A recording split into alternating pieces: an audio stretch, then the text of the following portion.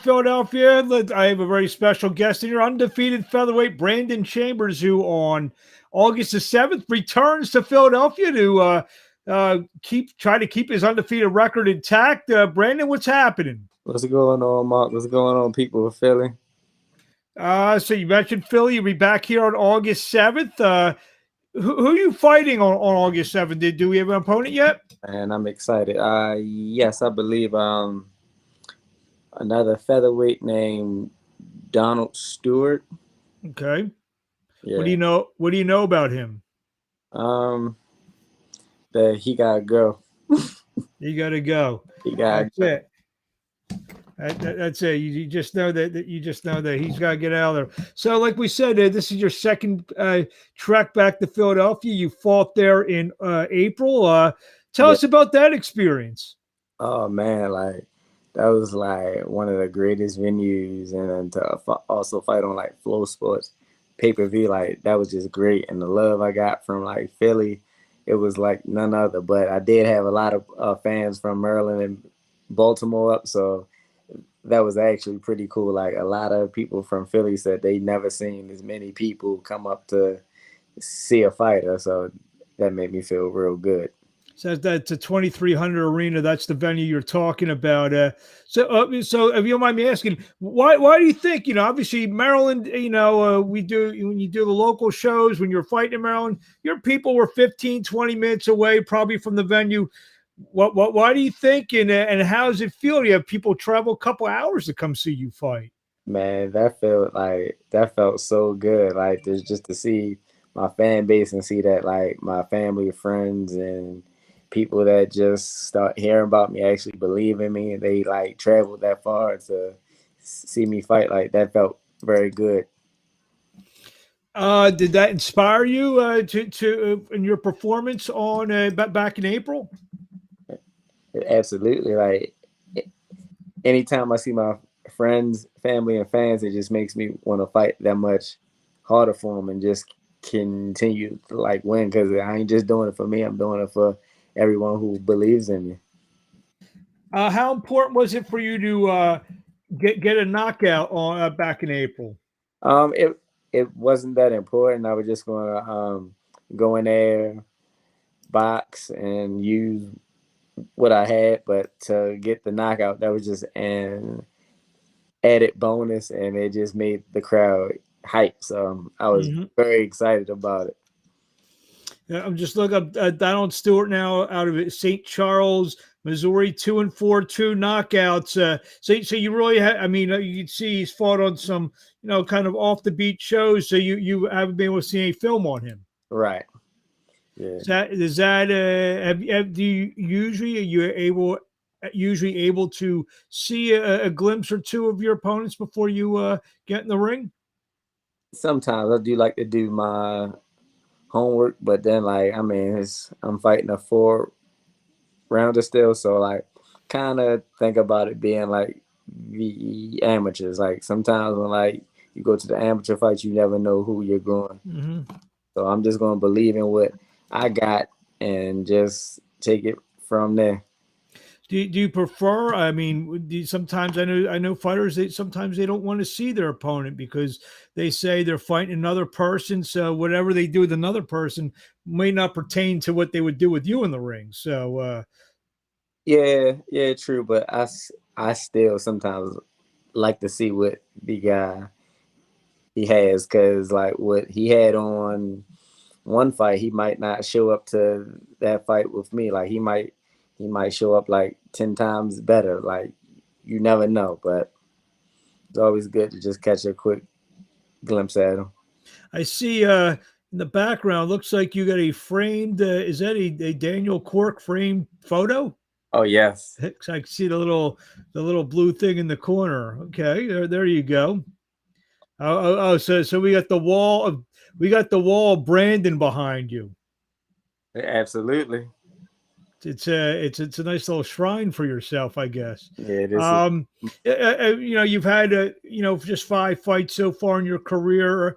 Are you surprised that a not only the success being 4-0-1, but also, like you said, have a real good fan base so far early in your career.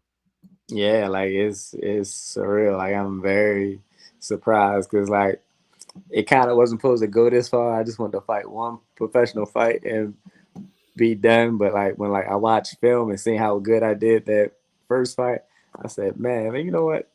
Let me try another one. Then after that, it just took off because So I got a knockout. I said, nah, man, I keep going. so is this something you're going to be doing until until maybe the bug gets out of you a little bit? I mean, you see, you're 35 now. You don't look 35, but you're 35 now. You're 35 now. Is this something you can see doing to 40 or even past 40? Uh, Maybe to about 40. Yeah, like I'm actually pretty good at it. Like I think I got a good run at probably capturing a title at 126 or 122 pounds. So, and based on that, like I said, not to harp on your age, you feel you have to be moved a little bit quicker than most guys so young in their career?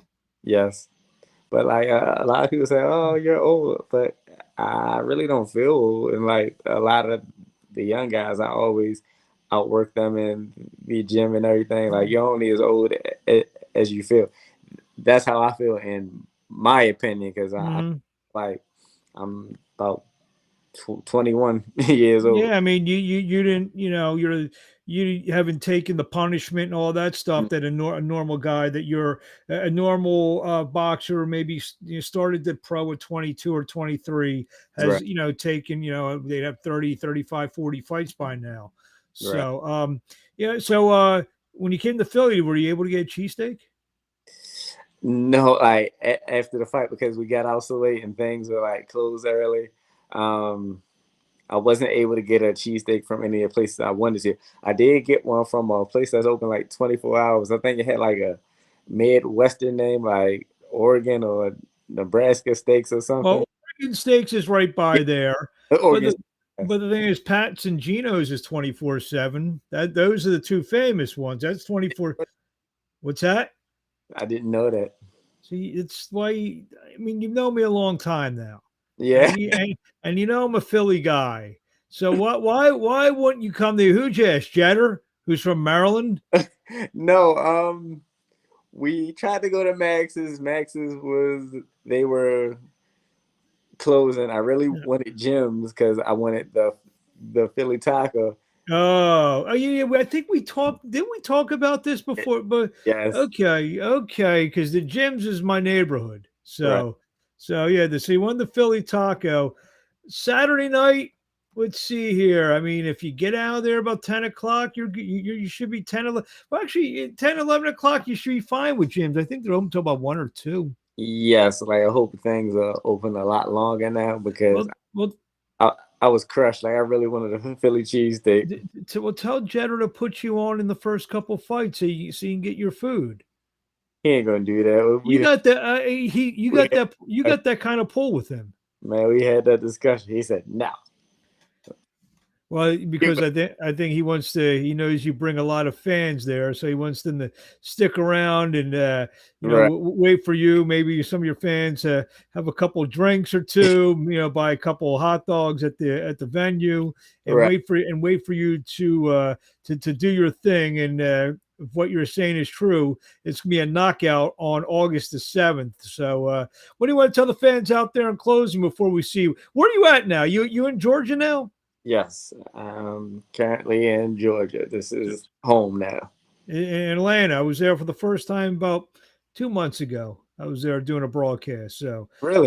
yeah, I did it at a place called Club Revel or Revel, something like that. They have fights down there. There's a nice little fight scene down there. Some good club level fights. About 3 or 4 promoters I know are running down there. I think that's the show my stablemate Matt Truck he fought on. Yeah, no, did Dakari Scott? Yes, Absolutely. yes, I called his fight that night. It yep, was that thing. I was back in April or May, I think, or maybe yes, June. Yeah, it wasn't his fight that he just had the other night. It was the fight before that. right, yeah, So, so you're in the same stable as Dakari Scott. yes. Gotcha. So let me ask you this. I know you started your career in Maryland, so you kind of have a whole different team when you moved to Atlanta. Yes, sir. And Yeah. how does that, early in your career? I know fighters, they want to get settled with one guy maybe. You did Right. your early in your career, you kind of jump ship a little bit, obviously because of maybe the move or whatever. How's that? How long does that take to get comfortable with the new trainers? Um, we had one fight together, which was the last fight in April. So like we're building that bond now. So like Mm-hmm. this fight is gonna be a lot more trust. Like I trust him and trust that the things that he's telling me to do now. So and I'm excited about the next fight with Coach Mustafa. There you go. What do you want to say the fans out there where I just asked that? Where do we find you on social media? Y'all can find me on Facebook at Brody Chambers, but my main social media that I'm always on and checking is Instagram, on IG. You can find me at _team.brody. And if you don't got tickets to the show, please get tickets. I still have a few. You can get a few at the venue. You don't want to miss it. If like you haven't seen me fight, I'm an exciting fighter. I like to be in the pocket. Do you have any fans yet from Atlanta, or are you trying to build that up? Yeah, I'm trying to build that up now. But I actually have a few people from Georgia that are actually coming up to see me fight. Like that was also big for me. I'm like, wow, That's tremendous. Georgia, just to see me fight. They was like, yeah, bro. I was like, okay, cool. And I'll be at the fight, and so after you're done, I'll point you in the right direction so you can get your, whether you just want the cheesesteak or the Philly taco. I'll take. I know people around here. Okay, Mark. I know people around here. I don't know if they know me, but I know them. Now I keep hearing too, like the Philly tacos all right, but if I want pizza, I need to go to Santucci's or something. They said they Santucci's is good. I mean, I'm not gonna give anyone any free, but that's a good pizza. I don't know how late they're open though.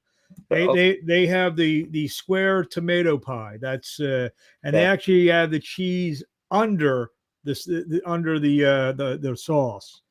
oh Good stuff. It's good stuff. yeah. So like I said, if you're here for a few days after your fight, then I can give you a Philly food tour. Oh yeah, please. So but you're probably flying back the next morning, aren't you? Yeah. There you go. Well, I'll make sure you get that cheesesteak, that Philly taco, or whatever.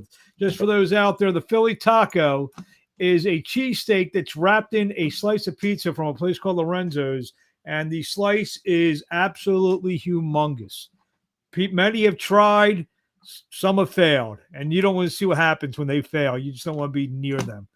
Brandon Chambers, thank you for a few minutes of your time. We Yes, will sir. see you on Saturday night, August the 7th, live at the 2300 Arena in South Philadelphia. We'll see you then, and thank you very much. Yes, sir. Thanks, Thank Mark. you. Thank you.